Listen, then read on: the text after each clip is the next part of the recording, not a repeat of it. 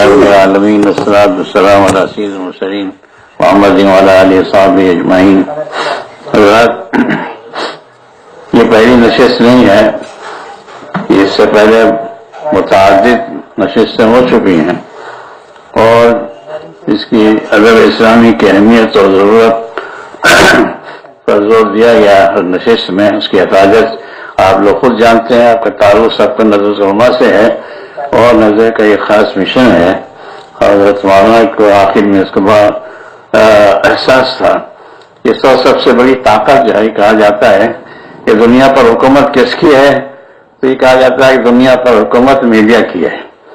اس وقت میڈیا جو ہے وہ حکومتوں کو قائم کرتا ہے، حکومتوں کو گراتا ہے، اور وہ جو تصور دیتا ہے وہی تصور لوگ قبول کرتے ہیں۔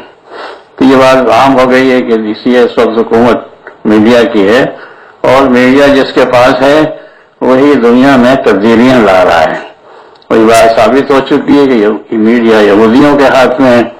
اس سے پہلے یہاں ایک میٹنگ ہوئی تھی میڈیا کے اوپر، اور اس میں بھی اس بات پر زور دیا گیا تھا کہ ہمارے پاس وسائل ہونے چاہیے ایسے جو خیر کو خیر کہہ سکیں اور شر کو شر کہہ سکیں۔ کم سے کم اتنا تو ہو، ہم خیر پھیلا نہیں سکتے تو خیر کو خیر کہنے کی صلاحیت رکھتے ہوں، اور اس کا ہمارے پاس کوئی وسیلہ ہو کہ ہم خیر کو خیر کہیں اور شر کو شر کہیں۔ ایسا نہ ہو کہ شر کو لوگ خیر کے سمجھنے لگیں اور شر دنیا میں پھیل رہا ہے اسی طرح، اس لیے کہ وہ لوگ اس وقت رائے سازی کا کام کر رہے ہیں جو شر ہی کو خیر سمجھتے ہیں۔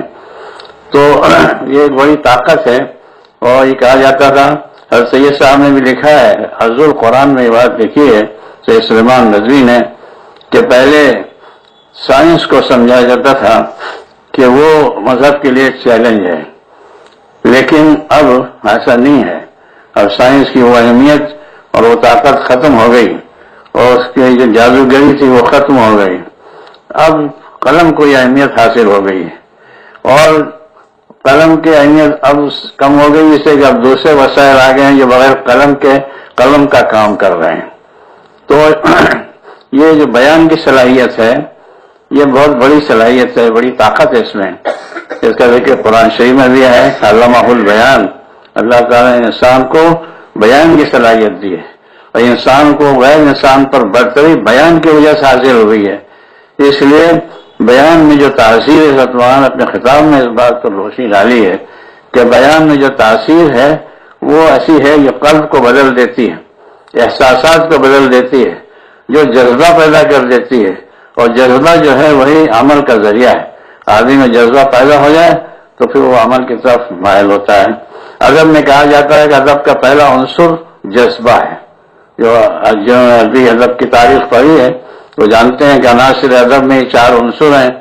جذبہ ہے پہلا، عاطفہ جسے کہتے ہیں، اس کے بعد فکر ہے جو آدمی میں سوچنے کی صلاحیت ہوتی ہے، اس کو فکر کہتے ہیں۔ خیال ہے، یہ احساس ہوتا ہے آدمی کو، ذہن میں جو بات آتی ہے وہ خیال ہے، اور اس کے بعد ہے قوت بیان کی صلاحیت۔ آپ دیکھیں بڑے بڑے خطیب، تاریخ ادب کی تاریخ میں اس کی مثالیں ملتی ہیں کہ بڑے خطیب، بڑے شاعر اور بڑے کاتب نے نقشہ بدل دیا ہے، اور بعض تاریخ میں اہم واقعات پیش آئے ہیں صرف ایک تقریر کی وجہ سے یا ایک شعر کی وجہ سے۔ ہم اپنی اسلامی تاریخ میں بھی اس کی مثال ہم کو ملتی ہے کہ چند اشعار سن کر ایسی کیفیت پیدا ہوئی، ایسا جذبہ پیدا ہوا کہ اس سے انقلاب آ گیا۔ تو بیان میں اتنی تاثیر ہے، کسی چیز میں تاثیر نہیں ہے۔ آپ کو نظم میں تعلیم حاصل کرنے کے بعد آپ کو جو بات جس پر زیادہ زور دیا گیا وہ یہ ہے کہ آپ میں بیان کی صلاحیت پیدا ہو جائے۔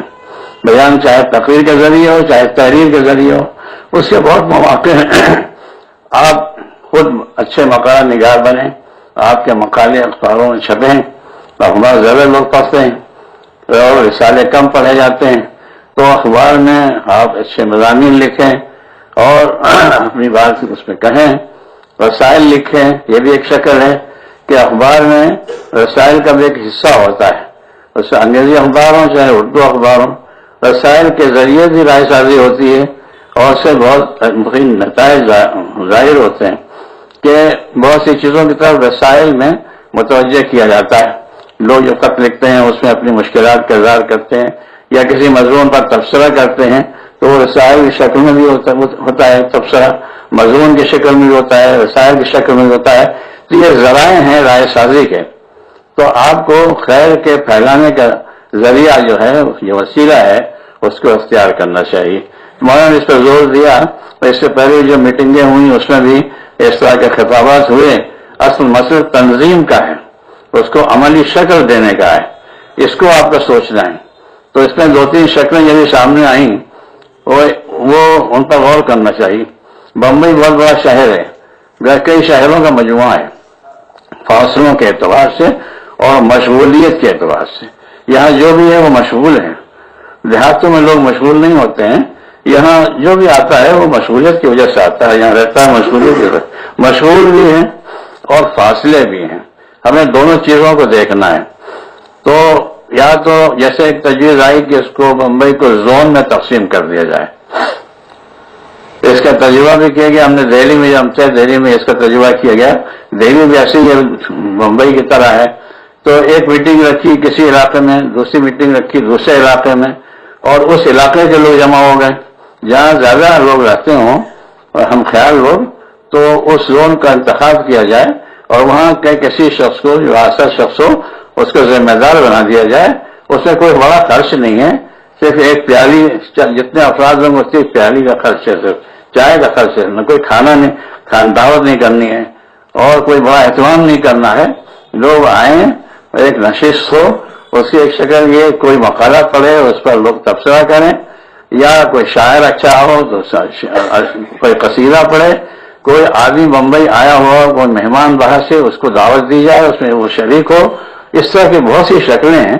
ان شکلوں کو اختیار کیا جائے تو اس کو عملی جامہ پہنایا جا سکتا ہے اور یہ تحریک بن سکتی ہے.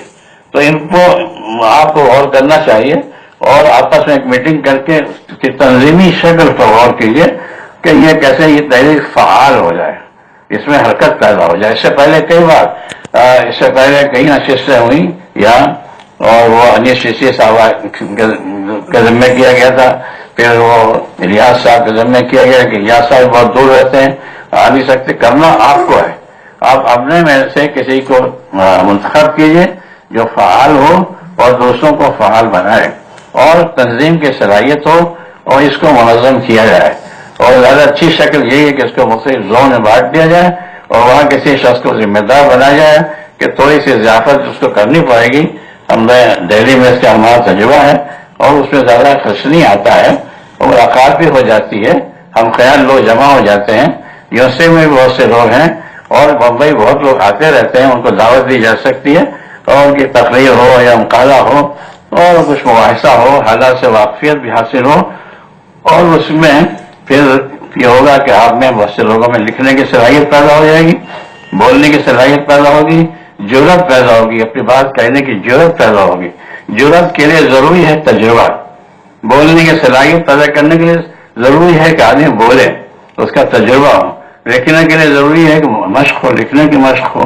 تو اس سے جرأت بھی پیدا ہوگی اور آپ کا حلقہ وسیع ہوگا اور آپ یہاں ایک مؤثر رول ادا کر سکیں گے اور جو مفید ہوگا پورے اس کے لیے، پورے شہر کے لیے، بلکہ وہ نمونہ بن سکتا ہے دوسرے شہروں کا.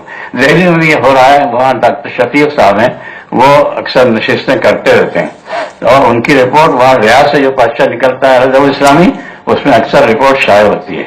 اس سے مختلف مسائل پر ہو، کسی شاعر کو موضوع بنا لیا، کسی ادیب کو موضوع بنا لیا، کسی اسلامی مسئلے کو موضوع بنا لیا اور حالات حاضرہ کو موضوع بنا لیا. بس سیاست سے الگ رکھیں ہم اپنے کو، تب آپ محفوظ رہ سکتے ہیں. کہ سیاسی مسئلوں میں گفتگو کریں گے تو اس سے نقصان پہنچ سکتا ہے.